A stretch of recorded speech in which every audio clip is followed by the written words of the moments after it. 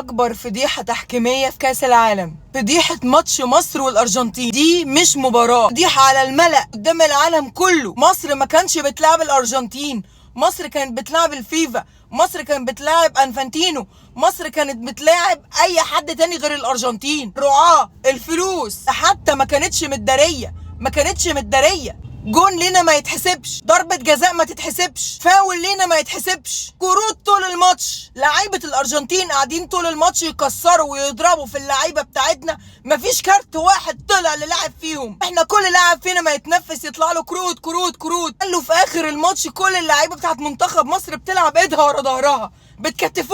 بتكتفونا يا فيفا.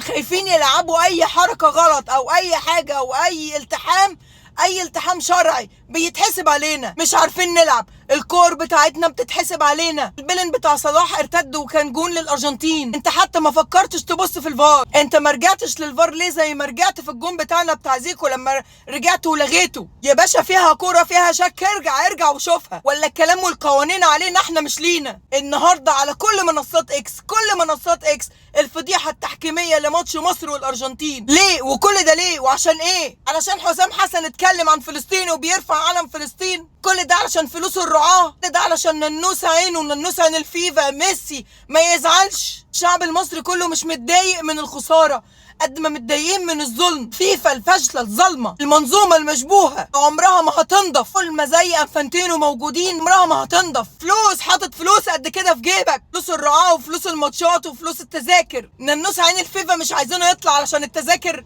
علشان سعرها يغلى لازم يكمل. هو بالعافيه. الشعب المصري كله مبسوط بلعيبته، مبسوط بالجهاز الاداري، مبسوط بحسام حسن. اللعيبه كلها رجاله، بس انت بتقف قدام مين وبتلعب قدام مين؟ هي كوره ولا هي رياضه؟ ده بيزنس، اسبل بيزنس حصل. حتى الظلم مش متداري، الظلم على عينك يا تاجر. تقدروا تخسرونا الماتش بس مش هتقدروا تخرسوا كمان لساننا. احنا هنتكلم وهنفضل نتكلم وهنرفع الفيديوهات. مش الفيديو بتاعي انا بس، لازم كل الفيديوهات اللي بتتكلم عن الفضايح التحكيميه اللي في الماتش مصر والارجنتين تترفع كلها، ولازم صوتنا يوصل. استفزاز كان من كل حته. المشجعين بتوع الارجنتين يرفعوا لنا علم اللي ما يتسموش عشان بنتكلم عن القضيه واللي يخصنا، فيقوموا يستفزونا. ما هو دي مش كوره وده مش لعب. ده حتى يا اخي الرياضه اخلاق، ده لا اخلاق ولا دين ولا احترام لقوانين ولا احترام لحاجه خالص.